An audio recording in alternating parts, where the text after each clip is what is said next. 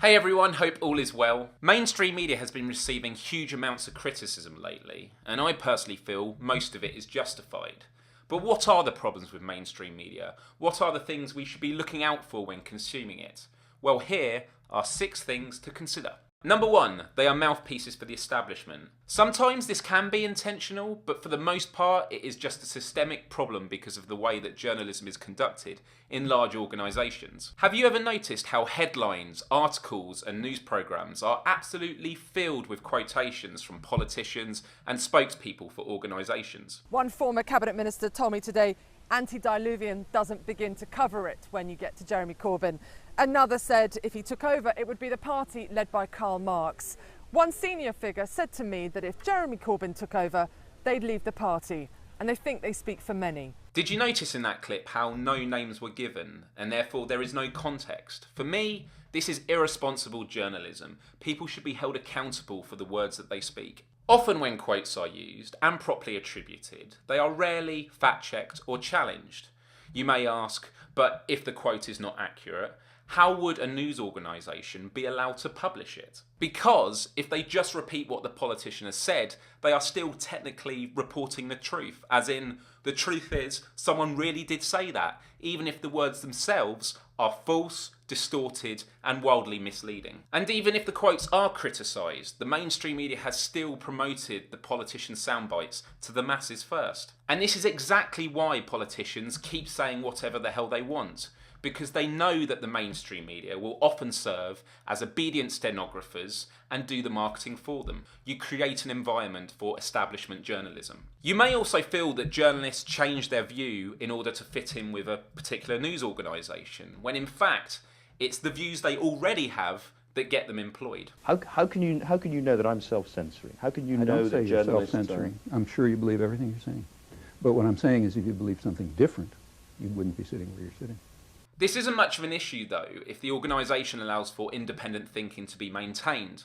However, unfortunately most mainstream media outlets become their own echo chambers. Number 2, repetition. Slogans and soundbites are so important because the mainstream media will publish them. Keep saying a slogan over and over again and the public may very well start believing it, which can then be used to justify future policy proposals. Weapons, weapons, weapons. Weapons. Weapons of terror, terrible weapons. Weapons of mass destruction, chemical weapons, weapons of mass destruction. Dangerous weapons to even more dangerous weapons. Biological weapons, chemical agents, chemical weapons. Chemical attacks, chemical and biological weapons. Chemical and biological weapons. Politicians that take advantage of mainstream media know that facts don't really matter. Perception, however, does. Number 3. Context. It is possible for a news organisation to take a small part of what someone has said in order to change its perceived meaning. Now, the president did have a rare moment of honesty during his speech, and I hope voters around the country are watching this.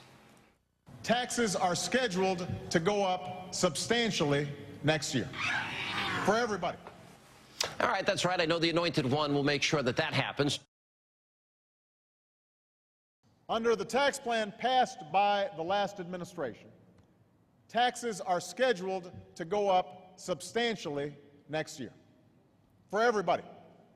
And even if this does later get corrected, the political objective has already been achieved. Number 4, character assassination. Even when media outlets aren't themselves creating false allegations, rumours or half-truths about an individual, they do spread their impact by discussing them. And unfortunately, mud can stick. Today, Vermont Senator Bernie Sanders kicked off his campaign for president. He's a long shot. A long shot. I don't think he's going to be taken too credibly. Bernie Sanders is a socialist, for God's sakes. A thick Brooklyn accent. He's 73 years old. He looks 91. Is there a little crusty? He's alone, isn't he? And when it does, it forces the individual to invest more of their time in explaining themselves, which arguably should be the job of the media. We have a president right now who does not consider himself a socialist, but people call him a socialist as an insult. So are you worried and concerned at all about framing yourself as this, that a thing that so many people have a negative connotation? Not if we have the opportunity to describe what democratic socialism means. Number 5, concision. This primarily applies to television news programs where producers will only book guests who can speak on an issue within a limited time frame. And what's the problem with this?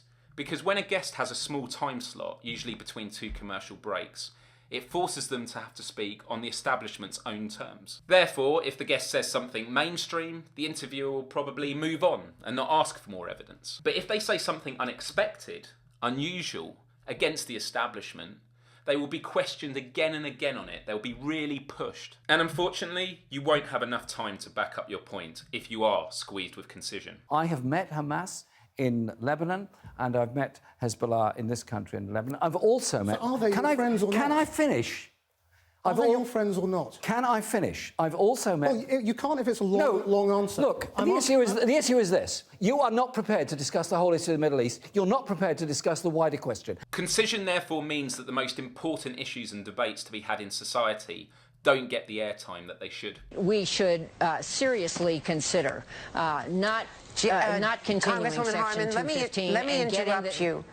Congresswoman, let me interrupt you just for a moment. We've got some breaking news out of Miami. Stand by, if you will. Right now in Miami, Justin Bieber has been arrested on a number of charges. And number 6, false balance. In an attempt to appear neutral and unbiased, news organisations will often show two sides to an issue, even when only one of them is well supported. Basically, global warmists like Bill Nye say global warming will cause many bad weather events. And guess what? Bad weather events happen all the time. So people look and they say, look, there's more proof. There's a bad weather event. Bottom line, big tornadoes, F3 and larger since the 1950s, have dropped dramatically. This provides equal, undeserved exposure to arguments that aren't backed with credible evidence. And it even creates the perception amongst viewers that the truth must lie somewhere in the middle. Before the internet was mainstream, obtaining sources for news were very limited. People would perhaps just read their favourite newspaper or turn on the evening news once home from work to get a summary of the day's events. We now have a real opportunity to no longer rely on singular news sources and effectively become our own editors who hold the media and political establishment to account. Every one of you watching this video right now has the resources to seek out independent voices that aren't filtered by the establishment. But it has to be said, this is a transitional time we are living in. Yes, alternative media is growing, but traditional mainstream media still has a huge influence on much of the population. And it is for that reason why I decided to make this video, to encourage everyone out there to look beyond what the establishment mainstream media feeds you. And so finally, I would really appreciate it if you could please like, comment, and share this video with everyone that you know, because the more of us that become aware of how the mainstream media works, the greater the chance that we as a society have at fighting back against the institutions that try and influence the way we think, and thus try and influence the way that we behave. Thank you so much for your time. Adios till next time. I also think that the notion that journalists have to be objective is total bullshit.